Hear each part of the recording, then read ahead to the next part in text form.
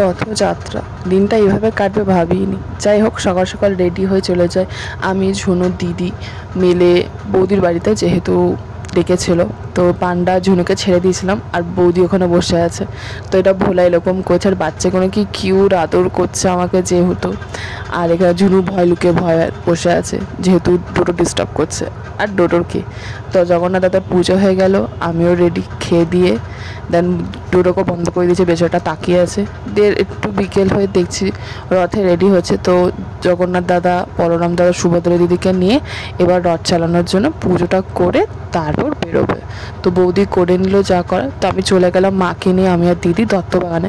অনেক দিন পর মামা আর মাসিরা ওয়েট করে আছে কবে আমরা যাব। তো অনেক দিন পর গেলাম, গিয়ে ঠাকুরের পুজো করে নমস্কার করে এদিক ওদিক দেখে মাকে নিয়ে বাড়ি যাব, কারণ কাল আমার অফিস আছে। তো দিনটা খুব সুন্দরভাবে কেটে গেল।